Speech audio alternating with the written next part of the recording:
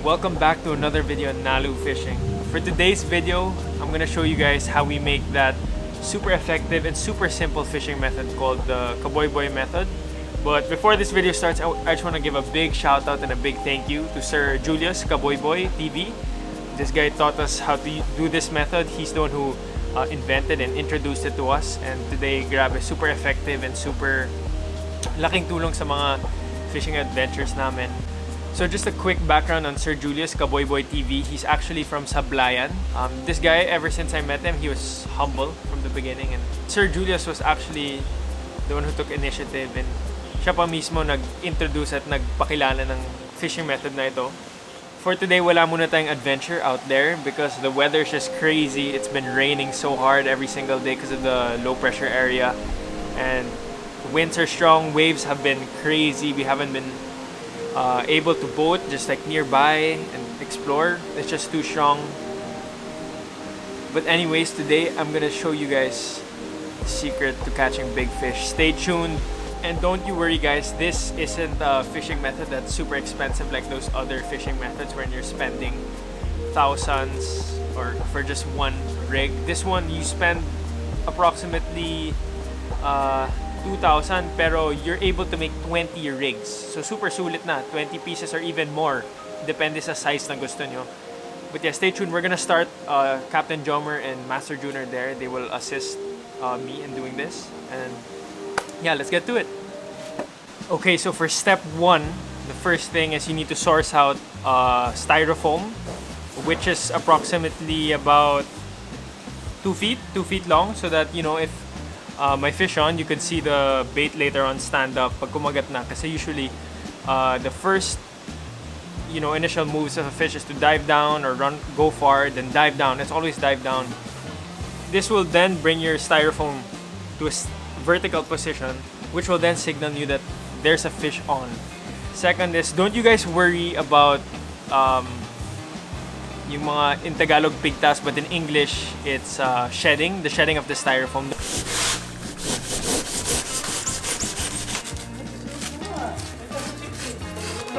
Don't worry about that because we have you guys need to get this wrap.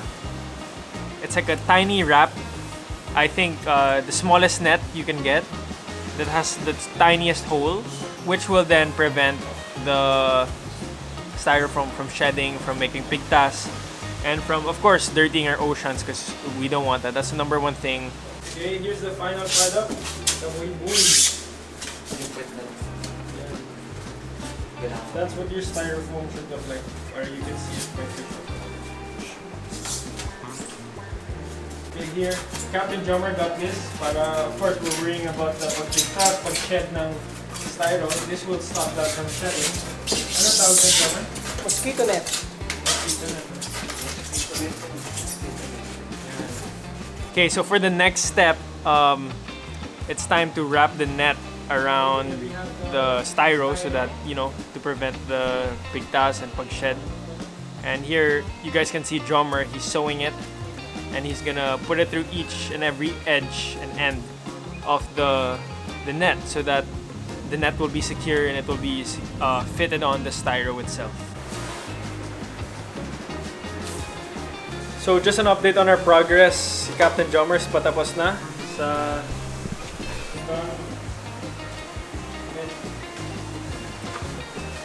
Okay guys, sorry it's a bit noisy because it's starting to pour really hard. To add here some of the things you need to make this live bait rig. Of course, important is the line. You need 2 lines, which is the main line and the leader line. For the main line, we will be using 110 mm, 70 lbs fishing line. There, you guys see it? 110 mm and 70 pounds. Then for the leader line, it's 0 to 90, 090 mm, 90 mm basically, and 50 pounds. Yeah, this is the leader.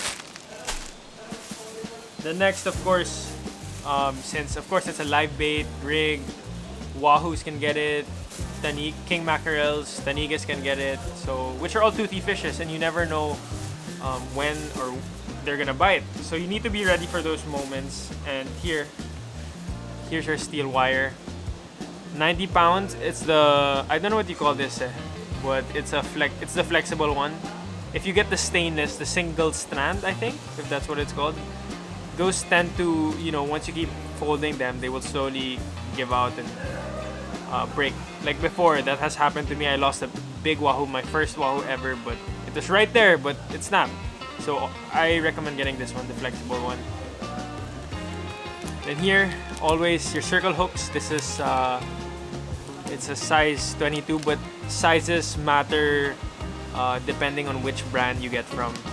So just get a good size and just think of it like, depends on how big your bait is. If your bait's big, then you go for a big hook. If your bait's medium, then if your bait's small, you go for the small hook. So this is on the medium side because we catch salay-salays, matambakas, which are medium sized kind of baits. Then of course, since you have the steel wire, how will you tie this, right? You will need this. It's a crimp. It's a double sleeve heavy duty crimp, and you just ask your local fishing store which size is appropriate for this steel wire. And that's all you need. Okay, so once you're done with covering the styrofoam with the net, make sure everything's secure. Once you sew it, all the edges and corners, sew it all so it's fitted well. And then after that, we head on to the next step, which is Captain Jomer. I'm not really good at this knot, but Captain Jomer is gonna make like a net knot. I don't know, there's no specific name for it, but he's just gonna find a way to secure the line that I'm saying with the styro. So he's gonna wrap it around in some kind of way that looks like a net or something similar to a net to keep the styro locked. And this is how we will be able to connect our main line to the styro and our leader. And yeah, I'll show you guys. Just some quick tips and advice. I'm gonna be honest, this knot is pretty hard and challenging. So if I were you, just find a way to make the line pretty much buhol or entangled up para as long as ma-secure, yun yung goal, as long as ma-secure at di gagalaw or di mag-move yung line from the styro. Halfway done, so this is where we'll connect the main line, the mother line in Tagalog, madre no? And then here's some of the lines to lock it there. Then we're just gonna put more para mas secure din, mas lock siya.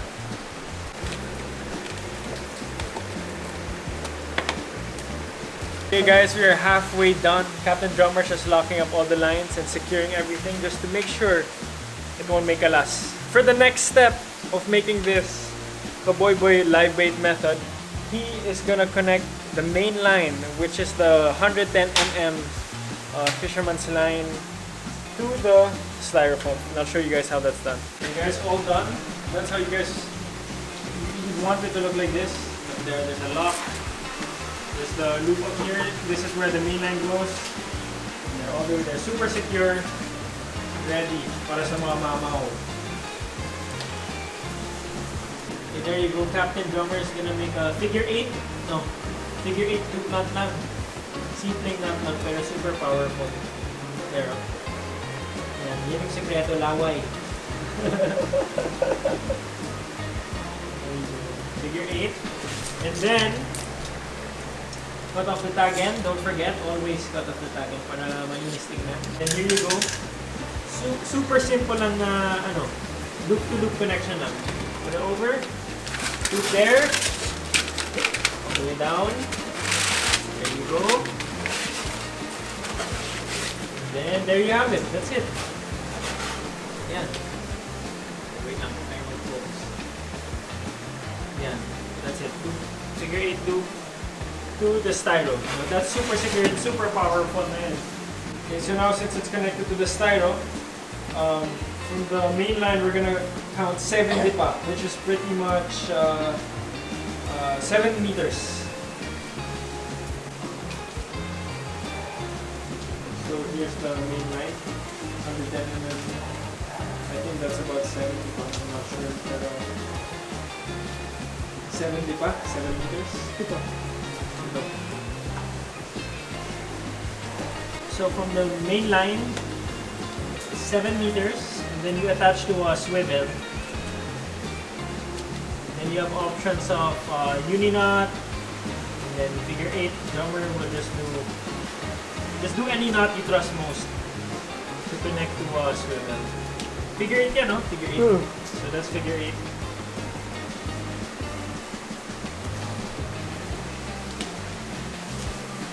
Then, put it again.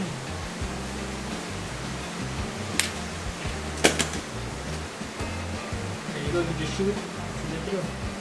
Simple knot, but super effective, and again, super powerful.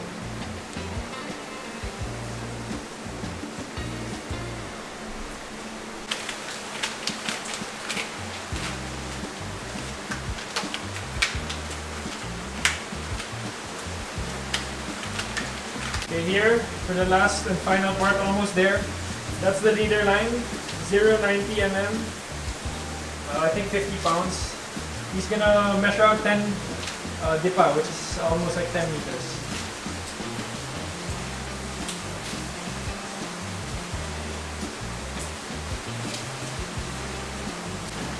So you can simple knot lang.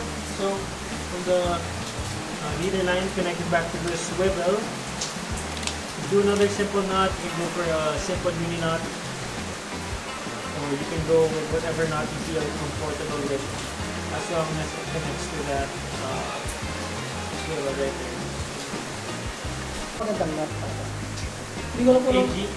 Ito, para dalawa yung nagiging line, mas matibay.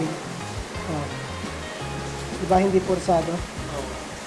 Wala kasi. So after you get the other end of the leader line, connect it to one more swivel. Then from the other swivel, you connect it to here. This is our wire that we got, 90-pound wire. Okay, there you go, so knots all done, both on the first swivel. And roll up your leader.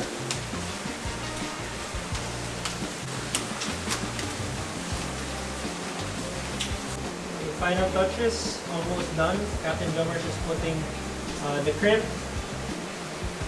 on the swivel.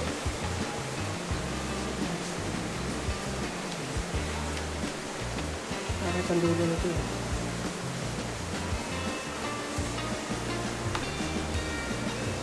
Ito diba? Yeah. For the final step, you just have to crimp the hook and the steel wire that are there. So it's all secured, all nice and neat. There you go. Okay guys, there you have it. That is the Cowboy Boy rig. A simple live bait and effective method. I super recommend this for you guys. You guys should try this out. You guys can see naman like the recent fish that we've been catching with this. I hope you guys enjoyed this video. Here, I'm gonna give you guys a final look of the Cowboy Boy rig. If you guys have any questions also, feel free to comment them down below and I'll help you guys. Here's a final look. Mga siguro sa isang araw, kahit kumuha ng mga dalawang yun. Ito, nakapagod eh. Here's the final look, Kaya guys. naman matagal ko ang malis kami ganito. Super simple and effective. And before we end, check this out. Some of our catches. I'm going to show you guys some clips and a sneak peek of what this bad boy and what this beast can do. Super galing and grabe yung mahuli namin. Check it out. Okay.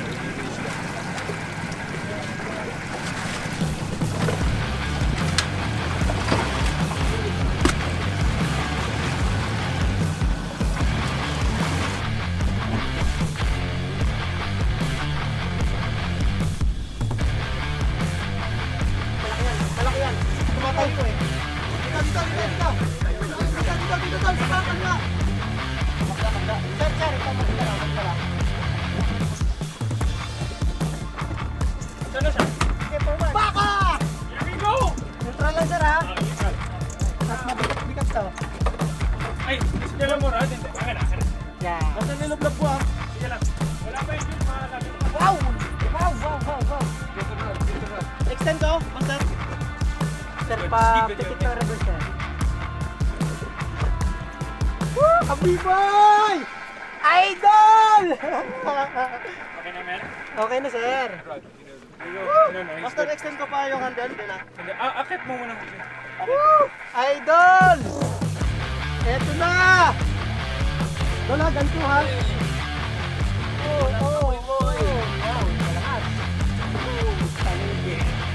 Wow! Ayun o.